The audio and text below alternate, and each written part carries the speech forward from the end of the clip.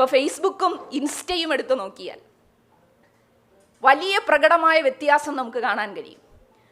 എനിക്ക് വ്യക്തിപരമായി തന്നെ തോന്നിയിട്ടുണ്ട്, ഞാൻ ഒരേ പോസ്റ്റ് ഫേസ്ബുക്കിലും ഇൻസ്റ്റയിലും ഇട്ടാൽ ഫേസ്ബുക്കിൽ ഉണ്ടാകുന്ന ഒരു ഹെയ്റ്റ് ക്യാമ്പയിനോ അല്ലെങ്കിൽ സ്ത്രീവിരുദ്ധ പരാമർശങ്ങളോ അത്രമേൽ രൂക്ഷമായോ അല്ലെങ്കിൽ അതിൻ്റെ 4/1 പോലും അല്ലെങ്കിൽ വളരെ പരിമിതമായിട്ടാണ് ഇൻസ്റ്റയിൽ ഉണ്ടാകുന്നത്. കാരണം ഇൻസ്റ്റ യൂസ് ചെയ്യുന്നത് ആരാണ്? പുതിയ തലമുറയാണ്. ആ തലമുറയെ വലിയ പ്രതീക്ഷയോടുകൂടിയാണ് ഞാൻ നോക്കിക്കാണുന്നത്. സാമൂഹ്യ മാധ്യമങ്ങൾക്കകത്ത് എങ്ങനെയൊക്കെയാണ് സ്ത്രീകൾക്ക് നേരെ ഉണ്ടാകുന്ന പ്രശ്നങ്ങൾ, ഇപ്പോൾ ഓരോ പദപ്രയോഗങ്ങൾ പോലും എത്രമാത്രം പാട്രിയാർക്കലാകുന്നു എന്നുള്ളത് നമുക്കറിയാം. ഇപ്പം ചിറ്റമ്മ നയം നമ്മളറിയാതെ പ്രസംഗത്തിലും ഒക്കെ പറഞ്ഞു പോകാറുണ്ട്. പക്ഷേ ഇപ്പോൾ പുതിയ കാലമെന്ന് പറയുന്നത് പൊളിറ്റിക്കൽ കറക്റ്റ്നെസ്സിനെ കുറിച്ച് പുതിയ തലമുറ ശ്രദ്ധിക്കുന്ന ഒരു കാലമാണ്. ഇതുപോലെയുള്ള ഓരോ വാക്കുകളും അങ്ങേയറ്റം സ്ത്രീവിരുദ്ധമായി മാറുന്നത് നമുക്ക് കാണാൻ കഴിയും. അതിനെല്ലാം എതിരെ ഒരുപക്ഷെ പുതിയ തലമുറ പ്രതികരിക്കുന്നുണ്ട് എന്നുള്ളൊരു പോസിറ്റീവ് നോട്ടാണ് എനിക്ക് ഈ അവസരത്തിൽ ഇവിടെ പങ്കുവയ്ക്കാനുള്ളത്. അതിനൊരു വ്യത്യാസം നമുക്ക് സാമൂഹ്യ മാധ്യമങ്ങളിൽ തന്നെ കാണാൻ കഴിയും. ഇപ്പോൾ ഫേസ്ബുക്കും ഇൻസ്റ്റയും എടുത്തു നോക്കിയാൽ വലിയ പ്രകടമായ വ്യത്യാസം നമുക്ക് കാണാൻ കഴിയും. എനിക്ക് വ്യക്തിപരമായി തന്നെ തോന്നിയിട്ടുണ്ട്, ഞാൻ ഒരേ പോസ്റ്റ് ഫേസ്ബുക്കിലും ഇൻസ്റ്റയിലും ഇട്ടാൽ ഫേസ്ബുക്കിൽ ഉണ്ടാകുന്ന ഒരു ഹെയ്റ്റ് ക്യാമ്പയിനോ അല്ലെങ്കിൽ സ്ത്രീവിരുദ്ധ പരാമർശങ്ങളോ അത്രമേൽ രൂക്ഷമായോ അല്ലെങ്കിൽ അതിൻ്റെ 4/1 പോലും അല്ലെങ്കിൽ വളരെ പരിമിതമായിട്ടാണ് ഇൻസ്റ്റയിൽ ഉണ്ടാകുന്നത്. കാരണം ഇൻസ്റ്റ യൂസ് ചെയ്യുന്നത് ആരാണ്? പുതിയ തലമുറയാണ്. ആ തലമുറയെ വലിയ പ്രതീക്ഷയോടുകൂടിയാണ് ഞാൻ നോക്കിക്കാണുന്നത്. ഇൻസ്റ്റയിൽ റീൽസ് ഒക്കെ കണ്ടു നോക്കുക. ഒരിടയ്ക്ക് ട്രെൻഡിങ് ആയൊരു റീലുണ്ട്. അത് മറ്റൊന്നുമല്ല, കൊച്ചാൺമക്കൾ 4-5 വയസ്സുള്ള കൊച്ചു കുഞ്ഞുങ്ങൾ വീട്ടുജോലികൾ ചെയ്യുന്ന റീൽസ് ഇങ്ങനെ വരികയാണ്. അതിൻ്റെ താഴെ അവർ ഇടുന്ന പ്രധാനപ്പെട്ട ഹാഷ്ടാഗ് എന്ന് പറയുന്നത് my future daughter in law you are welcome. അതായത് എൻ്റെ വീട്ടിലെ വീട്ടുജോലികൾ ചെയ്യാൻ ഞാൻ എൻ്റെ കുഞ്ഞുമക്കളെ പഠിപ്പിച്ചു തുടങ്ങിയിരിക്കുന്നു, എൻ്റെ ഭാവി മരുമകൾ നിങ്ങൾക്ക് സ്വാഗതമെന്ന് പറഞ്ഞുകൊണ്ട് വരുന്ന റീൽസ് വരുന്നു. അതിൻ്റെയൊക്കെ അർത്ഥം പുതിയ തലമുറ തുല്യതയെക്കുറിച്ച് വളരെ വിശാലമായി കാര്യങ്ങൾ കാണുന്നു എന്നുള്ളതാണ്. ഇപ്പോൾ സിനിമകൾ എടുത്തു നോക്കിയാൽ തന്നെ നമുക്കറിയാം, the great Indian kitchen. The great Indian കിച്ചണിനകത്ത് നിരന്തരം ചോദിക്കുന്ന ചോദ്യം, വേസ്റ്റ് വെള്ളം ഇങ്ങനെ പോകുന്നു, അതിന് പ്ലംബറെ വിളിക്കാനായിട്ട് ഭർത്താവിൻ്റെ വീട്ടിലെ ഭർത്താവോ അല്ലെങ്കിൽ ഭർത്താവിൻ്റെ അച്ഛനോ തയ്യാറാകുന്നില്ല. ഇത് ഇത്ര വലിയ ഇഷ്യൂ ആണോ എന്നാണ് ചോദിക്കുന്നത്. പക്ഷെ അതൊരു ഇഷ്യൂ ആണെന്നും അത് സ്ത്രീ നേരിടുന്ന ഒരു പ്രശ്നമാണെന്നും ചൂണ്ടിക്കാണിച്ചുകൊണ്ട് വളരെ മനോഹരമായി സ്ത്രീ വീടിനകത്ത് അനുഭവിക്കുന്ന പ്രശ്നങ്ങളെക്കുറിച്ച് ചൂണ്ടിക്കാണിച്ചുകൊണ്ട് ഒരു സിനിമ വരുന്നു.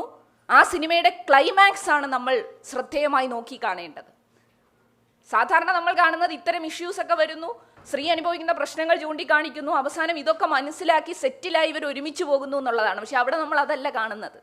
സ്ത്രീ അവളുടേതായ ഒരു പുതിയ ആകാശത്തിലേക്ക്, അവൾ ചെയ്തു വന്ന അവളുടെ കഴിവ്, നർത്തകി എന്ന നിലയിലേക്ക് അവൾ എസ്റ്റാബ്ലിഷ്ഡായി വരുന്നു. അങ്ങനെ കാണിച്ചുകൊണ്ടാണ് ആ സിനിമ അവസാനിക്കുന്നത്. നമ്മുടെ ബേസിലിൻ്റെ എന്ന് പറയുന്ന സിനിമ, ആ സിനിമയിൽ നമ്മൾ കാണുന്നത് അതിൽ കൊല്ലത്തിൻ്റെ തന്നെ ഒരുപാട് അടയാളപ്പെടുത്തലുകളുണ്ട്.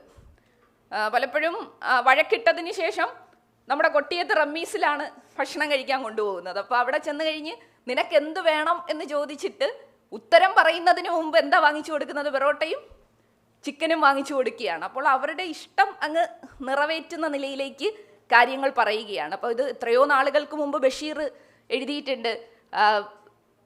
സാറാമ്മയും കേശവൻ നായരും പ്രണയ ആർദ്രമായ അവരുടെ സംസാരങ്ങൾക്കിടയിൽ തുല്യതയെക്കുറിച്ചുള്ള എത്രയോ പ്രയോഗങ്ങൾ കടന്നു വരുന്നുണ്ട്, എത്രയോ ആശയങ്ങൾ കടന്നു വരുന്നുണ്ട്. അപ്പോൾ അങ്ങനെയൊക്കെയുള്ള വലിയ ഒരു സങ്കല്പത്തിലൂടെയാണ് നമ്മൾ കടന്നു പോകുന്നത്. 2 ചായ എന്ന് ഭർത്താവ് പറയുമ്പോൾ 2 കാപ്പി എന്ന് ഭാര്യ മറുപടി പറയുകയും 1 ചായ 1 കാപ്പി എന്നുള്ള തുല്യതയുടെ ആശയത്തിലേക്ക് എത്തിച്ചേരുകയും ചെയ്യുന്ന മനോഹരമായ കാഴ്ചപ്പാടുകൾ നമുക്ക് കാണാൻ സാധിക്കും.